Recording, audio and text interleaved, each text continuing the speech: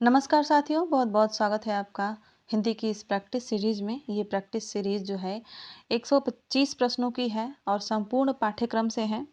आज से 10 दिनों तक हम लगभग 125 प्रश्नों की 10 प्रैक्टिस सेट हल करेंगे और इस तरह कुल मिलाकर हम 10 दिनों में 1250 प्रश्नों की प्रैक्टिस करेंगे। तो अगर आप चैनल पर पहली बार आए हैं तो चैनल को सब्सक्राइब अवश्य कर लीजिएगा और अपना स्कोर ज़रूर चेक करिएगा कि आपको कितने प्रश्न आपके सही हो रहे हैं और कमेंट में ज़रूर बताइएगा। चलिए देखते हैं आज का पहला प्रश्न। आज का पहला प्रश्न है, सुमित्रा नंदन पंत को किस रचना पर ज्ञानपीठ पुरस्कार प्राप्त हुआ था? ऑप्शन है लोकायतन, पल्लव, चिदम्बरा और उत्तरा। इसका सही उत्तर हो जाएगा चिदम्बरा। सुमित्रा नंदन पंत को चिदम्बरा पर ज्ञानपीठ पुरस्कार प्राप्त हुआ था। दूसरा प्रश्न देखते हैं, हिंदी साहित्य के इतिहास के पहले लेखक कौन है? George Grierson, Garcin de Tassy, Shiv Singh Sengar या आचार्य रामचंद्र शुक्ल। तो हिंदी साहित्य का प्रथम इतिहास ग्रंथ गार्सा दत्तासी ने लिखा था फ्रेंच भाषा में। सही उत्तर हो जाएगा गार्सा दत्तासी। तीसरा प्रश्न है कि इनमें से स्वयंभू की रचना कौन सी है? ऑप्शन है पौमचरिव, महापुराण, भविष्यत कथा या संदेश राशक। इसका सही उत्तर हो जाएगा पौमचरिव। पौमचरिव जो है स्वयंभू की रचना है। अगला प्रश्न है कि इनमें से आल्हखंड किस रचना को कहा जाता है? बिशल देव रासो को, पृथ्वीराज रासो को, परमाल रासो को या खुमान रासो को।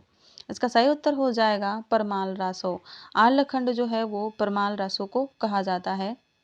अगला प्रश्न देखते हैं, पांचवा प्रश्न है कि आचार्य रामचंद्र शुक्ल ने हिंदी साहित्य के प्रथम कालखंड को क्या नाम दिया था? ऑप्शन है वीरगाथा काल, सिद्ध सामंत युग, चारण काल या आदिकाल। तो आचार्य रामचंद्र शुक्ल ने हिंदी साहित्य के प्रथम कालखंड को वीरगाथा काल नाम दिया था। वहीं हजारी प्रसाद द्विवेदी जी ने आदिकाल नाम दिया था। अगला प्रश्न है कि मृगावती के रचनाकार कौन है? मुल्ला दाऊद, जायसी, कुतुबन या मंझन। तो मृगावती जो है वो कुतुबन की रचना है। सही उत्तर हो जाएगा सी, कुतुबन। 7 नंबर का प्रश्न है कि हरिया हरकुलिस की कहानी के लेखक कौन है? ऑप्शन है कुबेर नाथ राय, मनोहर श्याम जोशी, निर्मल वर्मा या कमलेश्वर। इसका सही उत्तर हो जाएगा मनोहर श्याम जोशी। हरिया हरकुलिस की कहानी जो है वो मनोहर श्याम जोशी की रचना है, जोशी की कहानी है।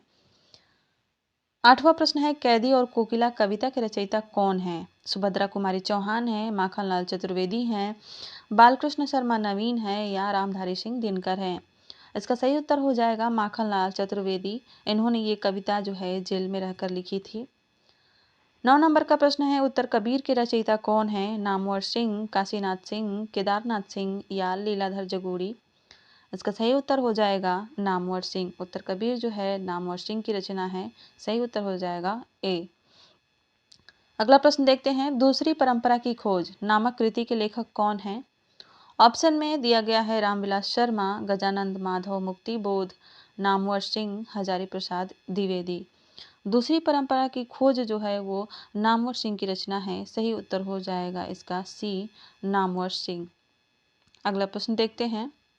अगला प्रश्न, सुमेलित करना है हमें रसों को उनके स्थायी भावों से। विभत्स रस का स्थायी भाव होता है जुगुप्सा, अद्भुत रस का स्थायी भाव होता है विस्मय, करुण रस का स्थायी भाव होता है शोक और शांत रस का स्थायी भाव होता है निर्वेद। अगला प्रश्न देखते हैं, 12 नंबर का प्रश्न। 12 नंबर का प्रश्न है, अष्टछाप के संस्थापक का नाम बताना है हमें। ऑप्शन है वल्लभाचार्य, गोकुलनाथ, विठलनाथ या सूरदास। अष्टछाप के संस्थापक थे विठलनाथ। इन्होंने अपने पिता वल्लभाचार्य के 4 शिष्यों को और अपने 4 शिष्यों को लेकर अष्टछाप की स्थापना की थी। अगला प्रश्न है, वघेली किस भाषा, किस उपभाषा वर्ग की बोली है? पूर्वी हिंदी, पश्चिमी हिंदी, राजस्थानी और बिहारी। इसका सही उत्तर हो जाएगा पूर्वी हिंदी। पूर्वी हिंदी के अंतर्गत 3 बोलियां आती हैं, अवधी, बघेली, छत्तीसगढ़ी। अगला प्रश्न है, हिंदी दिवस कब मनाया जाता है? 14 दिसंबर, 14 सितंबर, 14 अक्टूबर या 14 फरवरी। इसका सही उत्तर हो जाएगा 14 सितंबर। 14 सितंबर को हिंदी दिवस मनाया जाता है। 15 नंबर का प्रश्न है, कौन सी कृति रामविलास शर्मा की नहीं है? ऑप्शन है निराला की साहित्य साधना, कार्ल मार्क्स भाषा और समाज, महावीर प्रसाद द्विवेदी और हिंदी नवजागरण, कार्ल मार्क्स कला और साहित्य चिंतन। इसका सही उत्तर हो जाएगा डी, कार्ल मार्क्स और कला और साहित्य चिंतन। ये जो है वो नामवर सिंह की रचना है, रामविलास शर्मा की नहीं है। अगला प्रश्न है कि पहला गिरमिटिया उपन्यास के लेखक कौन है। ऑप्शन दिया गया है कमलेश्वर, भीष्म साहनी, गिरिराज किशोर या शिव प्रसाद सिंह। इसका सही उत्तर हो जाएगा गिरिराज किशोर। ये महात्मा गांधी पर आधारित उपन्यास है। अगला प्रश्न है मुझे चांद चाहिए की नायिका का नाम क्या है। ऑप्शन है वर्षा वशिष्ठ, मोहिनी शर्मा, निर्मला वशिष्ठ, कुसुम जोशी। इसका सही उत्तर हो जाएगा वर्षा वशिष्ठ। आपके कितने प्रश्न सही हो रहे हैं आप कमेंट बॉक्स में जरूर बताइएगा। 18 नंबर का प्रश्न है कस्तूरी कुंडल बसे किस लेखिका की आत्मकथा है। मृदुला गर्ग, मतरेई पुष्पा, उषा प्रियमवदा या शीला झुंझुनवाला। इसका सही उत्तर हो जाएगा मैत्रेयी पुष्पा। ये जो आत्मकथा है कस्तूरी कुंडल बसे ये मैत्रेयी पुष्पा जी की है। 19 नंबर का प्रश्न है बिनु पग चले सुने बिनु काना में कौन सा अलंकार है।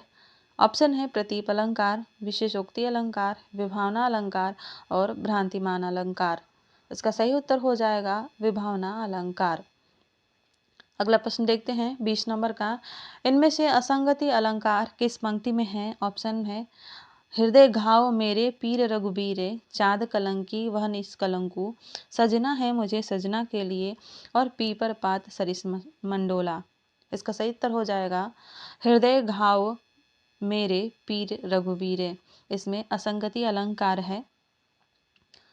अगला प्रश्न देखते हैं 21 नंबर का प्रश्न थोड़े से ज़्यादा हैं इसलिए हम जल्दी जल्दी कर रहे हैं और प्रश्नों की व्याख्या मैं नहीं कर रही हूँ क्योंकि प्रश्न बहुत ज़्यादा हैं, 125 प्रश्न हैं। 21 नंबर का प्रश्न है कि किस मात्रिक समछंद के प्रत्येक चरण में 24 मात्राएं होती हैं, 11 और 13 परियति होती है तथा प्रत्येक चरण के अंत में 2 लघु या 2 गुरु वर्ण होते हैं। ध्यान रखिएगा प्रत्येक चरण के अंत में 2 लघु या 2 गुरु वर्ण होते हैं। ऑप्शन में है दोहा, सोठा, रोला या बरवे। इसका सही उत्तर हो जाएगा रोला। 22 नंबर का प्रश्न देखते हैं रसापकर्ष का दोषा किस आचार्य का कथन है।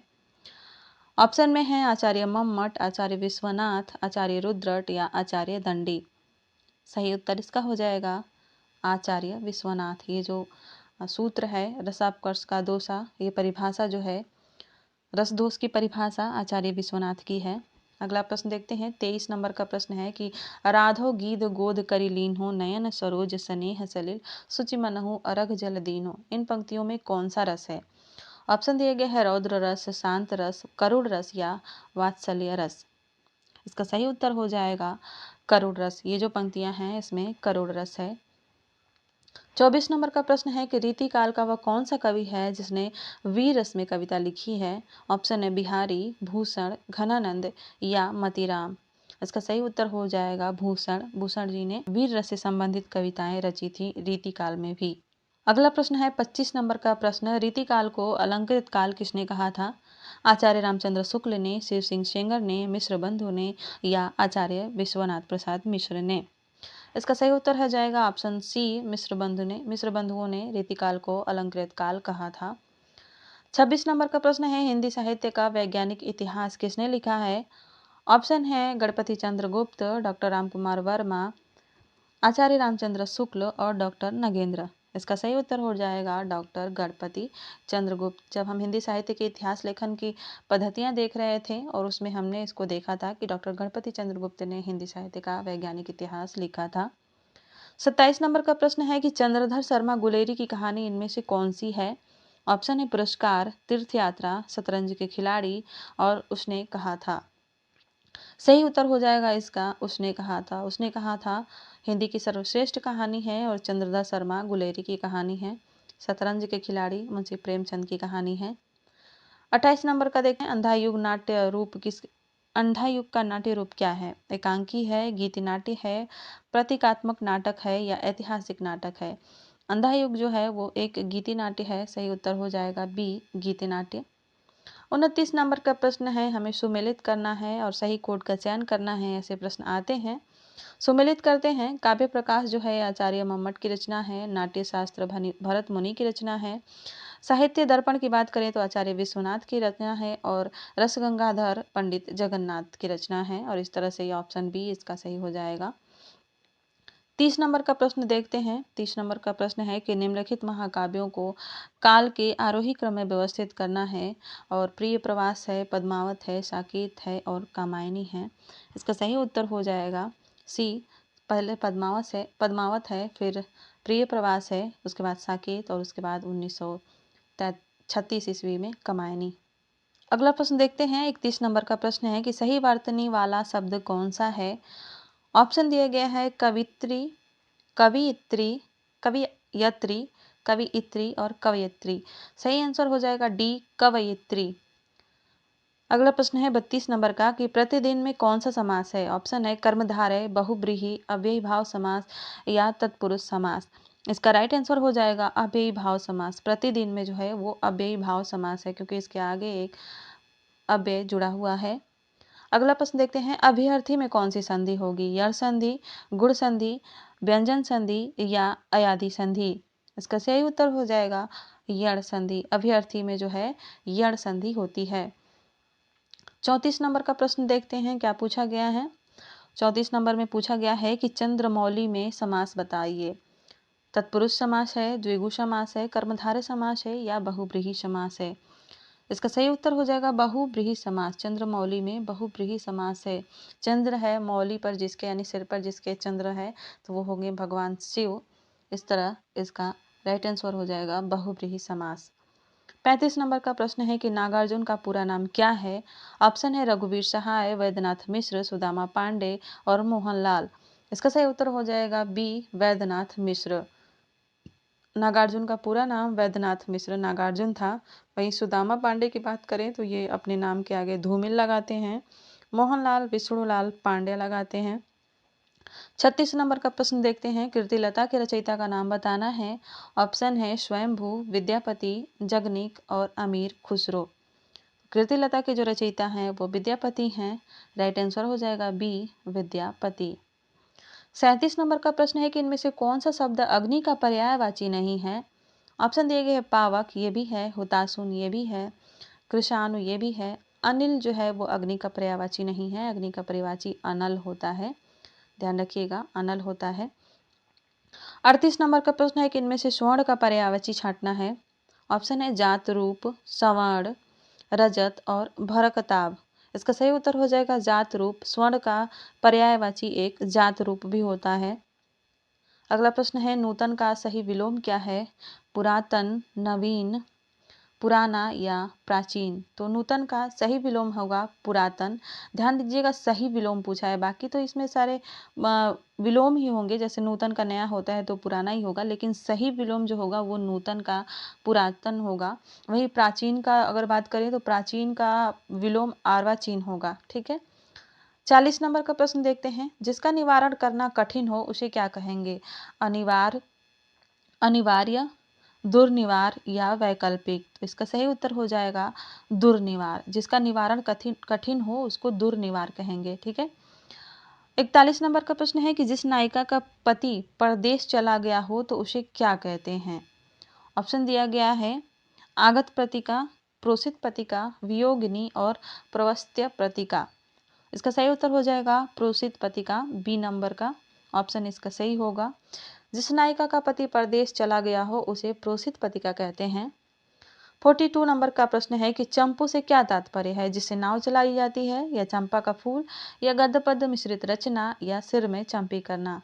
इसका सही उत्तर हो जाएगा गद्य पद्य मिश्रित रचना, यानी जिस रचना में गद्य और पद्य दोनों मिलता है उसे चंपू काव्य या चंपू रचना कहते हैं।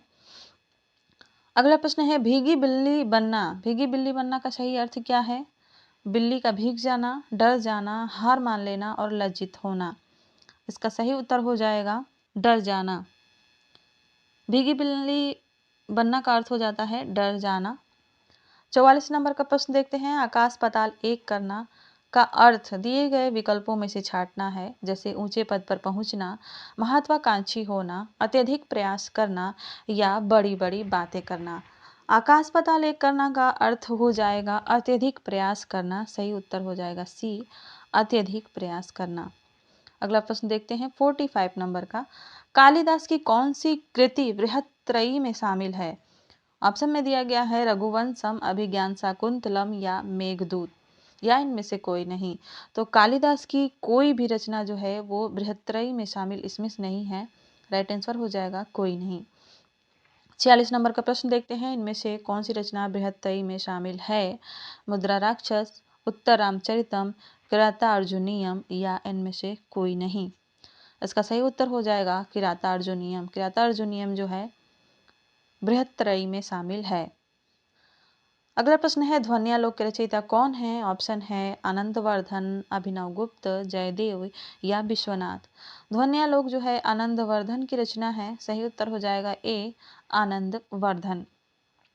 अगला प्रश्न देखते हैं 48 नंबर का प्रश्न क्या है कि सूरदास के उस ग्रंथ का नाम बताइए जिसमें रीति विवेचन मिलता है। ऑप्शन है सूरसागर, सूरसारावली, साहित्य लहरी या भ्रमर गीत सार। तो सूरदास की रचना साहित्य लहरी में जो है रीति विवेचन मिलता है। सही उत्तर इसका सी हो जाएगा। 49 नंबर का प्रश्न है कि प्रसाद के नाटकों को रचना काल के आरोही क्रम में व्यवस्थित कीजिए। ऑप्शन में अजात शत्रु, स्कंदगुप्त, चंद्रगुप्त और ध्रुव स्वामी दिया गया है।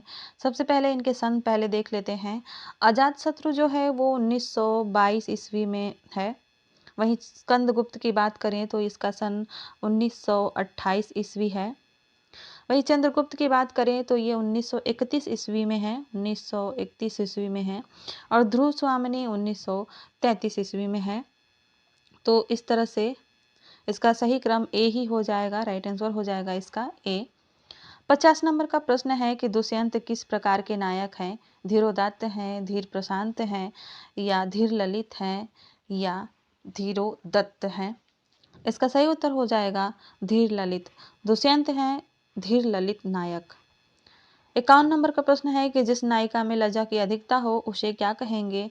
क्या उसे मुग्धा नायिका कहेंगे, प्रौढ़ा नायिका कहेंगे, धीरा नायिका कहेंगे, या विप्रलब्धा नायिका कहेंगे? इसका सही उत्तर हो जाएगा मुग्धा नायिका। जिस नायिका में लज्जा की अधिकता होती है उसे मुग्धा नायिका कहते हैं। 52 नंबर का प्रश्न देखते हैं कि कहे कवि बेनी ब्याल की चुराई लेनी। इसमें कौन सा अलंकार है?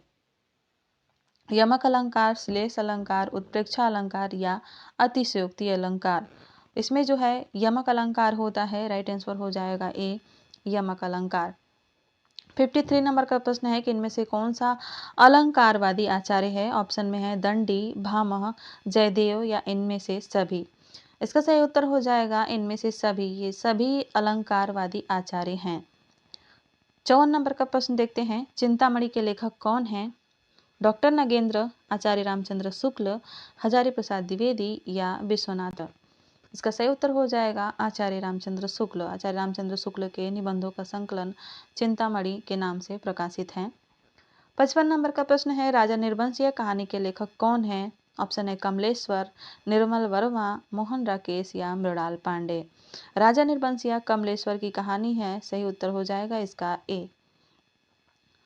56 नंबर का प्रश्न है कि हिंदी की बोलियों की संख्या कितनी है? ऑप्शन में दिया गया है 10, 12, 18 और 21। तो हिंदी की 18 बोलियां हैं। अगर यहाँ पे ऑप्शन में 17 रहता और 18 नहीं रहता तो आप 17 भी लगा सकते हैं। अगला प्रश्न है 57 नंबर का, गोरखपुर जिले में बोली जाने वाली बोली कौन सी है? ऑप्शन में है अवधी, मैथिली, मगही या भोजपुरी। तो गोरखपुर में प्रमुखता से भोजपुरी बोली जाती है। सही उत्तर इसका हो जाएगा डी भोजपुरी।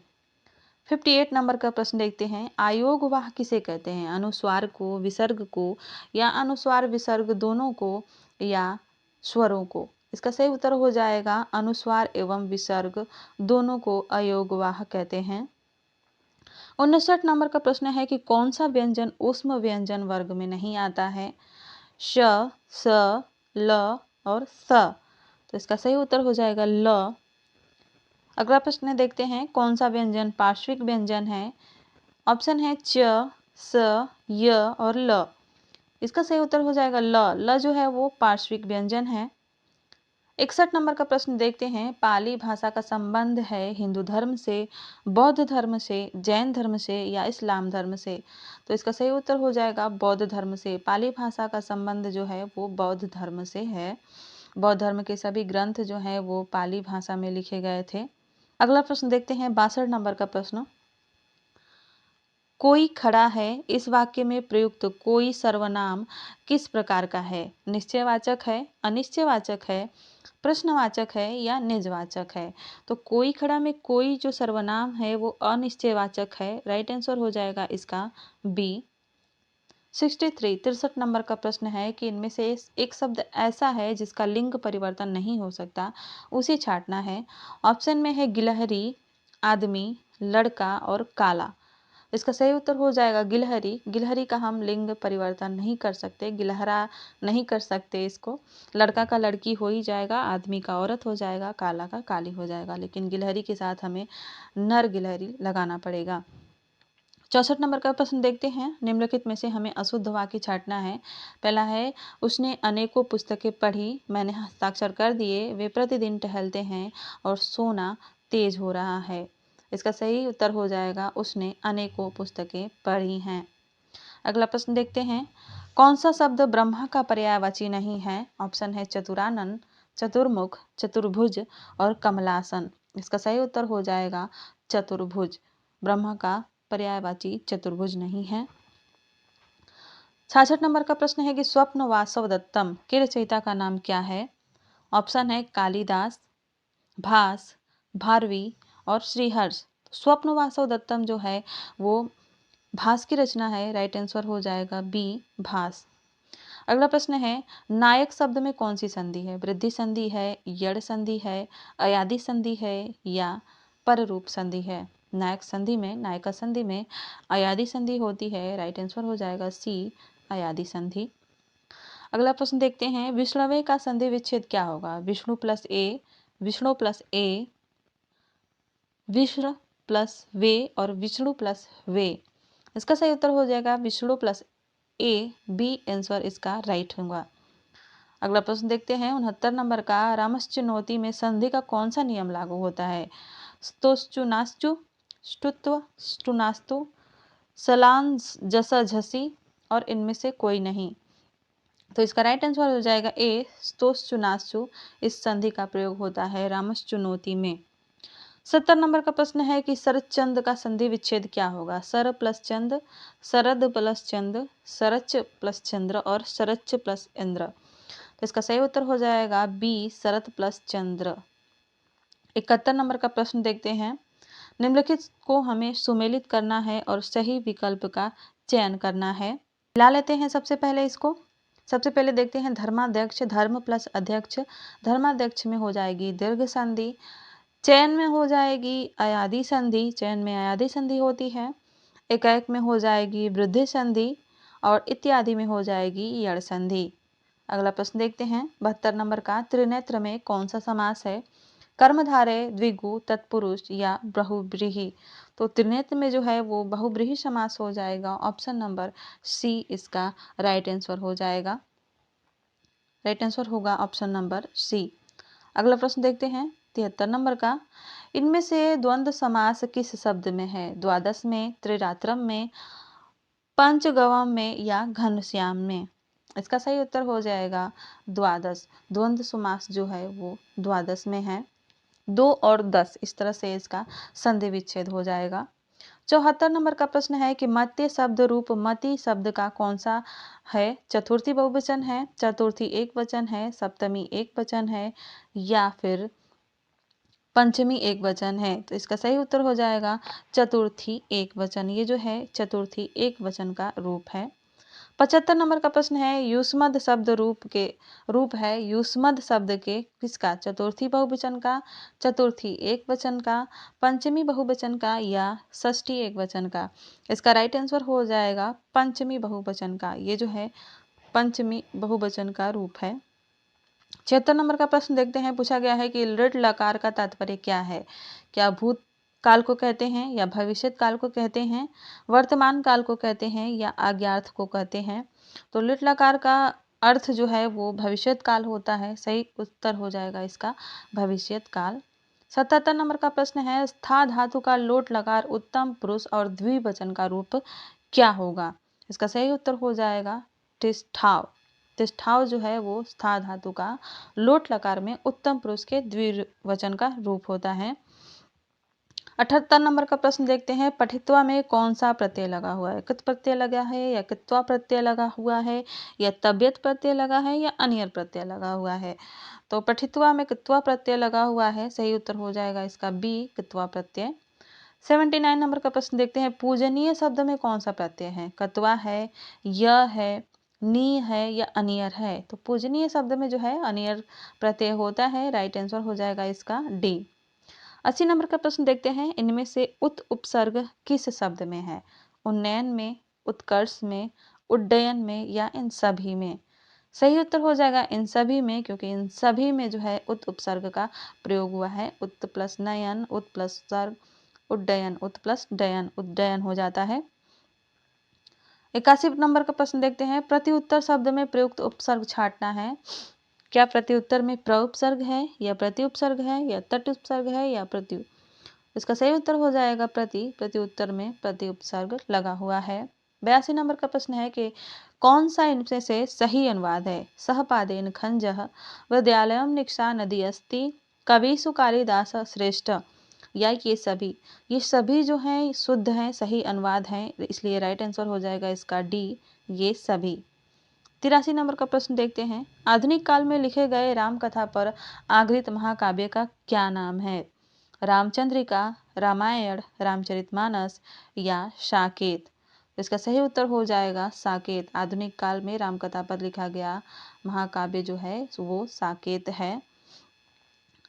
अगला प्रश्न देखते हैं, साकेत नामक महाकाव्य का नामकरण किया गया है नायक के नाम पर, नायिका के नाम पर, स्थान के नाम पर या घटना के नाम पर? तो साकेत जो है स्थान के नाम पर इसका नामकरण किया गया है। साकेत जो है पाली भाषा का एक शब्द है और जिसका अर्थ अयोध्या है। अयोध्या के लिए पाली भाषा में साकेत नाम का प्रयोग होता है। क्लास में आगे बढ़ने से पहले अगर आप चैनल पर पहली बार आए हैं तो चैनल को सब्सक्राइब अवश्य कर लीजिएगा और क्लास को पूरा देखिएगा, सीरियसली देखिएगा, क्योंकि अब परीक्षा में ज़्यादा समय नहीं रह गया है। अब चीज़ें बस रिपीट करनी है और प्रैक्टिस करनी है। जितना हो सके आप मॉक टेस्ट लगाइए, प्रीवियस ईयर के क्वेश्चन को लगाइए। शुद्धाद्वैतवाद के प्रवर्तक कौन हैं? हित हरिवंश, चैतन्य महाप्रभु, निम्बार्काचार्य या वल्लभाचार्य? राइट आंसर हो जाएगा डी वल्लभाचार्य। वल्लभाचार्य हैं शुद्धाद्वैतवाद के प्रवर्तक। 86 नंबर का प्रश्न है, घीसू और माधव प्रेमचंद की किस कहानी के पात्र हैं? यहाँ पे किसी नहीं होगा, किस कहानी के पात्र हैं? पंच परमेश्वर के, कफन के, पूस की रात के या ईदगाह के? घीसू और माधव कफन कहानी के पात्र हैं। राइट आंसर हो जाएगा कफन। 87 नंबर का प्रश्न देखते हैं, रानी केतकी की कहानी के लेखक कौन है? सदा सुखलाल, लल्लू लाल, इंसा अल्लाह खां या सदल मिश्र? तो रानी केतकी की कहानी जो है वो इंसा अल्लाह खां की कहानी है। राइट आंसर हो जाएगा इसका इंसा अल्लाह खां। सी नंबर इसका राइट आंसर हो जाएगा। 89 नंबर का प्रश्न देखते हैं। 89 नंबर का प्रश्न है कि छायावादी काव्य की समय सीमा क्या है? 1900 से 1920 ईस्वी, 1920 से 1936 ईस्वी, 1943 से 1953 ईस्वी या इनमें से कोई नहीं? इसका सही उत्तर हो जाएगा इनमें से कोई नहीं। छायावाद की समय सीमा 1918 से 1936 ईस्वी मानी जाती है, तो इसमें से कोई ऑप्शन सही नहीं है। 89 नंबर का प्रश्न है, गोदान का प्रकाशन वर्ष क्या है? ऑप्शन है 1930 ईस्वी, 1932 ईस्वी, 1935 ईस्वी या 1936 ईस्वी। गोदान जो है 1936 ईस्वी में प्रकाशित हुआ था। मुंशी प्रेमचंद का उपन्यास और हिंदी साहित्य का सबसे महत्वपूर्ण उपन्यास है। 90 नंबर का प्रश्न है कि आवारा मसीहा किसकी जीवनी है? प्रेमचंद की है, विष्णु प्रभाकर की है, रविंद्रनाथ टैगोर की है या शरद चंद्र की है? तो आवारा मसीहा जो है वो शरद चंद्र पर आधारित शरद चंद्र की जीवनी है जो विष्णु प्रभाकर के द्वारा लिखी गई है। 91 नंबर का प्रश्न है, चाक उपन्यास की लेखिका कौन है? ऑप्शन है मृदुला गर्ग, मैत्रेयी पुष्पा, नासिरा शर्मा या कृष्णा सोबती? तो चाक जो है मृदुला गर्ग का उपन्यास है। राइट आंसर हो जाएगा ए मृदुला गर्ग। अगला प्रश्न है, पर्ण मुकुट नामक निबंध संकलन के लेखक कौन है? कुबेरनाथ राय, विद्यानिवास मिश्र, शांति प्रिय द्विवेदी या डॉक्टर नगेंद्र। तो पर्ण मुकुट जो है वो कुबेरनाथ राय का निबंध संकलन है। राइट आंसर हो जाएगा इसका ए। 93 नंबर का प्रश्न है कि ब्रज भाषा का विकास किस अपभ्रंश से हुआ है? ब्राचड़ अपभ्रंश से, सौरसेनी अपभ्रंश से, मागधी अपभ्रंश से या अर्धमागधी अपभ्रंश से। तो ब्रज भाषा का विकास सौरसेनी अपभ्रंश से हुआ है। राइट आंसर हो जाएगा इसका बी, सौरसेनी अपभ्रंश। 94 नंबर का प्रश्न देखते हैं, हिंदी शब्दानुशासन नामक व्याकरण ग्रंथ के रचयिता कौन है? कामता प्रसाद गुरु, धीरेन्द्र वर्मा, किशोरीदास वाजपेयी या भोलानाथ तिवारी। तो हिंदी शब्दानुशासन किशोरीदास वाजपेयी का है, तो राइट आंसर हो जाएगा सी, किशोरीदास वाजपेयी। 95 नंबर का प्रश्न है कि रहस्यवाद का संबंध किस काव्य धारा से है? ऑप्शन है प्रगतिवाद, प्रयोगवाद, छायावाद और नवगीत। रहस्यवाद जो मिलता है वो छायावाद में मिलता है। छायावाद की विशेषता है रहस्यवाद। राइट आंसर हो जाएगा इसका सी, छायावाद। अगला प्रश्न देखते हैं, इन्हें आरोही क्रम में व्यवस्थित करना है। प्रगतिवाद, प्रयोगवाद, छायावाद और नवगीत। सबसे पहले आया था छायावाद, उसके बाद आया था प्रगतिवाद, फिर प्रयोगवाद आया, फिर नवगीत। इस तरह से इसका राइट आंसर हो जाएगा बी। अगला प्रश्न देखते हैं 97 नंबर का, पथ के साथी की रचना विधा क्या है? आत्मकथा है, संस्मरण है, रेखा चित्र है या जीवनी है? इसका राइट आंसर हो जाएगा संस्मरण। ये जो है एक संस्मरण है, महादेव वर्मा का है और इसको संस्मरणात्मक रेखा चित्र भी कह सकते हैं, हालांकि ये ज़्यादा संस्मरण है। 98 नंबर का है, मधुशाला किस प्रकार की रचना है? हालावादी है, छायावादी है, प्रगतिवादी है या प्रयोगवादी है? इसका सही उत्तर हो जाएगा हालावादी। हरिवंश राय बच्चन की रचना मधुशाला हालावादी रचना है। 99 नंबर का प्रश्न है कि अंधेर नगरी नामक नाटक के रचयिता कौन है? मोहन राकेश, भारतेंदु हरिश्चंद्र, रामकुमार वर्मा या हरिकृष्ण प्रेमी। सही उत्तर हो जाएगा भारतेंदु हरिश्चंद्र। ये भारतेंदु हरिश्चंद्र का नाटक है, एकांकी है। अगला प्रश्न देखते हैं, इनमें से कौन सा नाटक मोहन राकेश का है? आधे अधूरे, आषाढ़ का एक दिन, लहरों के राजहंस या ये सभी? ये सभी नाटक जो हैं मोहन राकेश के हैं। राइट आंसर हो जाएगा डी, सभी। 101 नंबर का प्रश्न देखते हैं, बिहारी रत्नाकर के रचयिता का नाम क्या है? बिहारी, जगन्नाथ दास रत्नाकर, पद्म सिंह शर्मा या लाला भगवान दीन। बिहारी रत्नाकर जो है जगन्नाथ दास द्वारा रचित बिहारी सच्चाई की टीका है। राइट आंसर हो जाएगा इसका बी, बिहारी जगन्नाथ दास रत्नाकर। 102 नंबर का प्रश्न देखते हैं, संसद से सड़क तक किस कवि की कृति है? दुष्यंत कुमार की, धूमिल की, केदारनाथ अग्रवाल की या सर्वेश्वर दयाल सक्सेना की? तो संसद से सड़क तक जो है वो धूमिल की रचना है। राइट आंसर हो जाएगा इसका बी, धूमिल। इनमें से ज्ञानपीठ पुरस्कार से सम्मानित कृति कौन सी नहीं है, पूछा गया है। ऑप्शन है उर्वशी, चिदम्बरा, कामायनी और यामा। राइट आंसर हो जाएगा कामायनी। कामायनी को अब तक ज्ञानपीठ पुरस्कार नहीं मिला है और न ही मिला था। 104 नंबर का प्रश्न देखते हैं, कामायनी में कितने सर्ग हैं? ऑप्शन है 10, 12, 18 और 15। तो कामायनी में कुल 15 सर्ग हैं। राइट आंसर हो जाएगा इसका डी। 105 नंबर का प्रश्न देखते हैं, इनमें से कौन सा भाव संचारी भाव नहीं है? ऑप्शन है चिंता, व्याधि, भय और अपस्मार। इसमें से भय जो है वो संचारी भाव नहीं है। 106 नंबर का प्रश्न देखते हैं, क्रोध किस रस का स्थायी भाव होता है? शांत रस का, विभत्स रस का, अद्भुत रस का या रौद्र रस का? क्रोध जो है रौद्र रस का स्थायी भाव होता है। ऑप्शन डी इसका राइट आंसर हो जाएगा। 107 नंबर का प्रश्न है कि इनमें से कौन सी कृति महाकाव्य नहीं है? ऑप्शन है रामचंद्रिका, कामायनी, उर्वशी या रामचरितमानस। सही उत्तर हो जाएगा इसका उर्वशी। उर्वशी जो है वो महाकाव्य नहीं है। 108 नंबर का प्रश्न देखते हैं, सही वर्तनी वाला शब्द छांटना है। उज्जवल, उज्ज्वल, उज्ज्वल या उज्ज्वल। तो इसका सही उत्तर हो जाएगा उज्ज्वल, जिसमें 2 आधा ज और एक व और ल होता है। 109 नंबर का प्रश्न देखते हैं कि किस शब्द की वर्तनी सही है? उपरोक्त होता है, उपर्युक्त होता है, उपरुक्त होता है और उपरियुक्त होता है। इसका सही उत्तर हो जाएगा बी, उपरियुक्त। 110 नंबर का प्रश्न देखते हैं, कौन सा शब्द हाथी के अर्थ में प्रयुक्त होता है? नाग, मृगेंद्र, शार्दूल या नगराज। इसका सही उत्तर हो जाएगा नाग। नाग जो है वो हाथी के अर्थ में प्रयुक्त होता है। सिंह के लिए मृगेंद्र प्रयुक्त होता है, शेर के लिए। अगला प्रश्न है, तिलचट्टा के रचनाकार कौन है? सर्वेश्वर दयाल सक्सेना है, मुद्रा राक्षस है, मणि मधुकर है या भीष्मसानी है? तिलचट्टा जो है वो मुद्रा राक्षस की रचना है। राइट आंसर हो जाएगा बी, मुद्रा राक्षस। 112 नंबर का प्रश्न है, कोणार्क नामक नाटक के रचयिता हैं जगदीश चंद्र माथुर, रामकुमार वर्मा, उपेंद्र नाथ अस्क या लक्ष्मी नारायण लाल? तो कोणार्क जो है वो जगदीश चंद्र माथुर का नाटक है। राइट आंसर हो जाएगा ए, जगदीश चंद्र माथुर। अगला प्रश्न देखते हैं, मुझे चांद चाहिए किस विधा की रचना है? नाटक है, कविता है, आत्मकथा है या उपन्यास है? राइट आंसर हो जाएगा उपन्यास। मुझे चांद चाहिए उपन्यास विधा की रचना है। 114 नंबर का प्रश्न है, खंजन नयन किसकी जीवनी पर आधारित है? सूरदास की, तुलसीदास की, मलिक मोहम्मद जायसी की या कबीर की? खंजन नयन जो है वो सूरदास की जीवनी पर आधारित है। राइट आंसर हो जाएगा इसका ए। अगला प्रश्न देखते हैं, अर्धनारीश्वर उपन्यास के लेखक कौन है? मणि मधुकर, मृणाल पांडे, विष्णु प्रभाकर या कमलेश्वर? अर्धनारीश्वर विष्णु प्रभाकर का उपन्यास है। राइट आंसर हो जाएगा सी, विष्णु प्रभाकर। 116 नंबर का प्रश्न है कि कविता क्या है निबंध के लेखक कौन है? नाम छांटना है। डॉक्टर नगेंद्र, आचार्य रामचंद्र शुक्ल।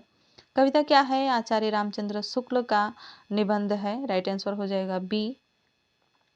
अगला प्रश्न देखते हैं, 117 नंबर का प्रश्न,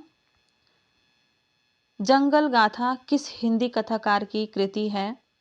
दूधनाथ सिंह की, अमृत राय की, नमिता सिंह की या सितांशु भारद्वाज की?